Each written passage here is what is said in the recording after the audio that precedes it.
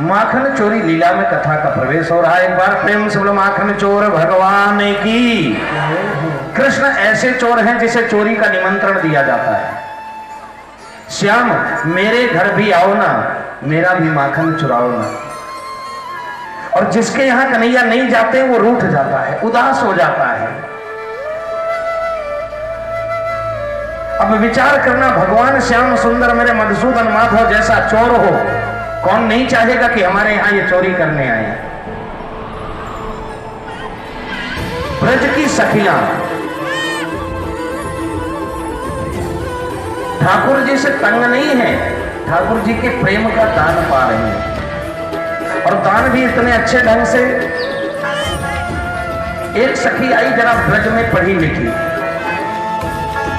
और जो पढ़ी लिखी सखी आई है उस सखी ने जैसे सुना कि इस गोकुल में एक नंद का लाला है, वो मटकी तोड़ता फोड़ता है, माखन लूट लेता है और पकड़ में नहीं आता। तो जो पढ़ी लिखी गोपी आई ना, उसने सारी गोपियों से कहा तुम ठहरी ब्रज की गंवार गोपियां, तुम्हें क्या पता कैसे पकड़ा जाता है, तो मैं पकड़ कर दिखाऊंगा। अब उस पढ़ी लिखी ने जानते हो क्या किया? पनघट में, पहले पुराने समय में पंचायत पनघट में ही होती थी माताओं की। सब अपने अपने घर से आए और पानी कम भरा जाता था, बातें ज्यादा होती थी। सखियां आई पनघट पर, और पानी भरना एक बहाना था। श्याम सुंदर मेरे कृष्ण खड़े थे कदम वृक्ष के पीछे। वो पढ़ी लिखी गोपी कहती आज ज्यादा ऊंचाई में मैंने माखन की मटकी को छीके में टांग कर रखा है, मेरे यहाँ चोरी करके दिखाए तो जानू। कृष्ण ने श्री दामा से कहा भैया निमंत्रण स्वीकार? बोले हाँ स्वीकार है। सारे गोप ग्वाल गए, और उस गोपी ने आज माखन की मटकी को बहुत ऊंचाई में छीके से टांग दिया है। और साथ में बगल में एक छोटी सी घंटी लटका दी। क्यों? बोले कोई मटकी को छेड़ेगा तो घंटी बजेगी, मैं चाहे जहां रहूं सुन तो लूंगी। भगवान श्याम सुंदर गए, सारे गोप ग्वालों को बच्चों की सीढ़ी बनाई, एक के ऊपर एक, एक के ऊपर एक, एक के ऊपर एक, सबसे ऊपर श्री कृष्ण। और जब मटकी के पास पहुंच गए मेरे माधव, तो मधुसूदन माधव में इनके नेत्र ज्यादा चंचल है। चंचल चितवन से चारों ओर निहारा मटकी को, घंटी नजर आ गई। श्री ठाकुर जी ने घंटी से कहा घंटी बज मत जाना। अब एक बात विचार करना, मेरे ठाकुर जी मना करें तो घंटी बजेगी?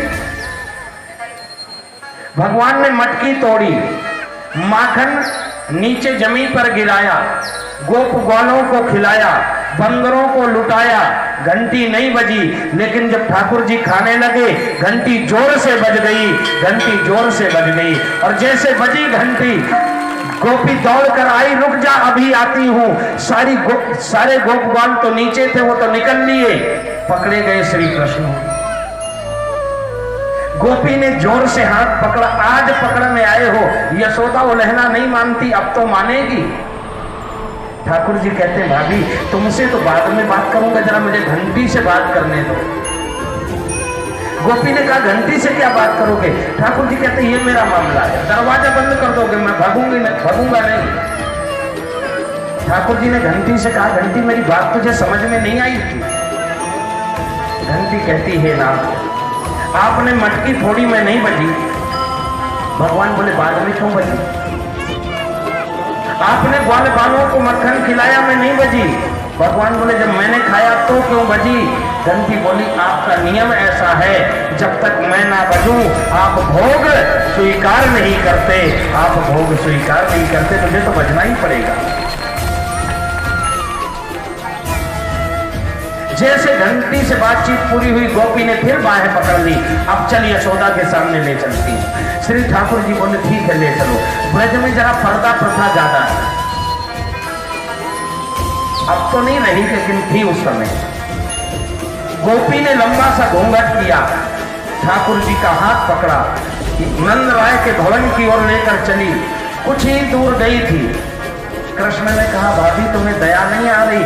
मेरे कोमल कोमल हाथ इतनी देर से एक ही हाथ पकड़ रखा है, दुखने लगा हाथ, दूसरा वाला पकड़ लो ना। गोपी ने सोचा ठीक ही कह रहा है। वो हाथ छोड़ा, दूसरा पकड़ने लगी, तब तक ठाकुर जी उछल कर दूर गए और गोपी के पति का हाथ गोपी को पकड़ा दिया। अब अपने पति का हाथ पकड़कर गोपी लंबा घूंघट किए यशोदा के घर पहुंची। देख यशोदा, और ठाकुर जी पहले ही घर जा चुके थे। यशोदा अंदर से आई और कन्हैया कहते मैया एक कोई नया बहाना फिर मिला होगा, फिर ये मेरे ऊपर इल्जाम लेकर आई होंगी। यशोदा बोली तू तो घर में, तुझ पर कौन इल्जाम लगाएगा। गोपी को जैसे यशोदा ने देखा लंबा घूंघट, गोपी पति के हाथ को पकड़े थी। देख यशोदा तू मानती नहीं।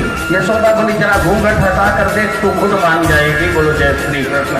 जैसे घूंघट हटाया, गोपी आज लज्जा से पानी पानी हो गई और पीछे खड़े कन्हैया ने धीरे से मुस्कुरा दिया, भाभी ठीक रहा ना। बोलो जय श्री कृष्ण।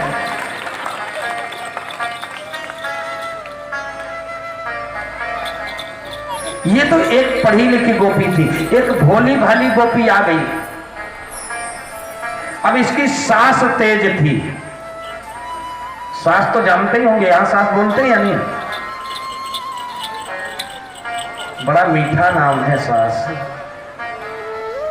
बहुओं के दिल से पूछो।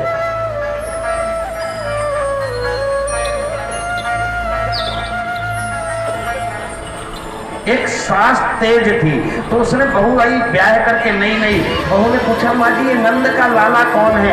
सास बोली खबरदार, सबका नाम लेना, नंद के लाला का नाम मत लेना। पूरे ब्रज को बिगाड़ कर रख दिया, सारी ब्रजांगनाएं उसी के पीछे तो डोलती। खबरदार यदि उससे कभी मिलने की कोशिश की। अच्छा, संसार का एक नियम है, जिस काम के लिए मना किया जाए वो काम करने को दिल बहुत मचलता है। बोलो जय श्री कृष्ण। अब गोपी के मन में लालसा आए। एक दिन उसने दूसरी सखी से पूछा कैसा है वो नंद का लाला? वो गोपी कहती सखी क्या बताऊंगी। सखीपन घट पे यमुना तट पे मैं गई लेकर के मटकी, भेदभाव में सारा भूली, छवि देखी नटखट की, छवि देखी नटखट की। ऐसे हैं वो प्यारे। गोपी कहती मुझे कब मिलेंगे, अब मौका मिले तब ना। सास आने नहीं देती और गोपी को बाहर जाने नहीं देती। एक दिन सास को जाना पड़ा खेत में खाना देने के लिए। गोपी मन ही मन कहती हे अंतर्यामी, हे परमात्मा, यदि मेरी पुकार सुन रहे हो श्याम सुंदर तो मेरे घर भी आओ ना, मेरा भी माखन चुराओ ना। सास जाने लगी खेत को तो सास ने बहू से कहा सब कुछ करना, दरवाजा अंदर से बंद कर लेना, आज तू अकेली है। गोपी बोली तो? बोली नंद का लाला आ सकता है। सास समझा रही है। गोपी बोली दरवाजा तो बंद कर लूंगी, मैंने सुना है वो दीवार कूद के भी आ जाते।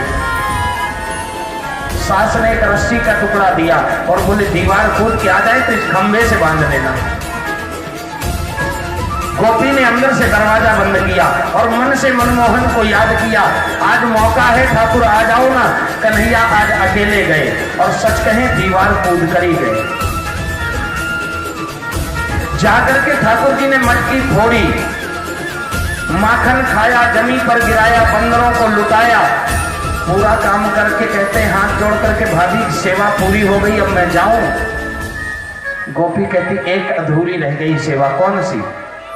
इस खंभे के पास खड़े हो जाओ तो मैं बांधूंगी। कृष्ण खड़े हो गए। कन्हैया सीधे है ना, एकदम जलेबी की तरह। बोलो जय श्री कृष्ण। इतने सीधे ठाकुर जी खड़े हो गए। गोपी ने बांधा। अब भगवान को कौन बांध पाया है? जैसे गोपी बांध कर हटी, भगवान ने एक हाथ निकाल कर दिखाया, भाभी इतनी बड़ी हो गई तुम बांधना नहीं जानती, मैं चाहूं तो इस हाथ से गांठ खोल सकता हूं। गोपी ने दोबारा बांधा। ठाकुर जी ने दूसरा हाथ बाहर निकाल कर दिखा दिया। तीसरी बार बांधा तो दोनों हाथ बाहर निकाल कर दिखा दिए। गोपी पसीना पसीना हो गई, बांध नहीं पा रही।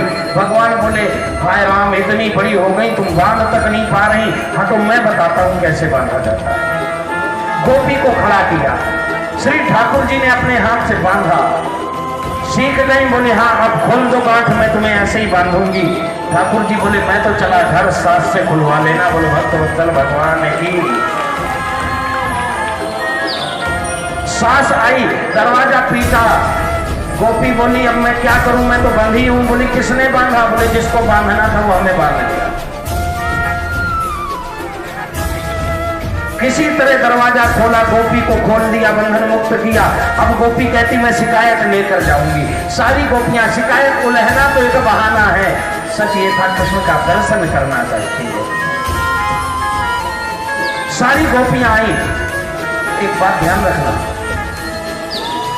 मां बेटे का उलहना साधारण स्वीकार नहीं करती। बेटा चाहे जैसा हो,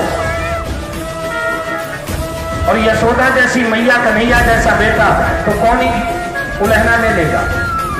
गोपियों ने जाकर शिकायत की, मैया तेरा लाला आता है, मटकी फोड़ता है, माखन लूट लेता है, खाता तो खाता है, जमीन पे गिराता है, बंदरों को लुटाता है। अब यशोदा क्या कह रही है?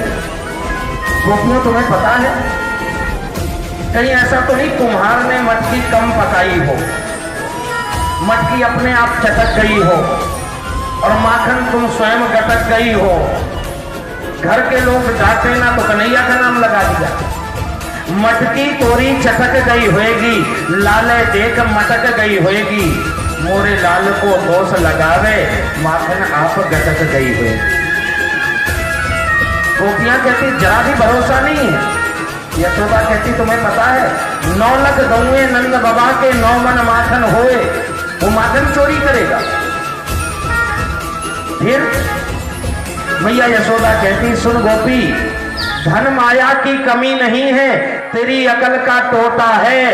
तुम तो हो रही जवान धींगड़ी, मेरो कन्हैया छोटा है। यमुना की रेती रपट गई होएगी, बंसी की धुन पे मटक गई होएगी, मोरे श्याम को दोष लगावे, माखन आप गटक गई होएगी। गोपी बोली क्या मतलब? यशोदा बोली बस बस ज्यादा मत बोलना। क्यों? यशोदा मैया कहती हम जानते हैं तुम्हें, तुम जैसी हो। कैसी है? बोले रोज सवेरे बनमोहन की, तुम किसके लिए सजती हो? मेरे श्याम के लिए।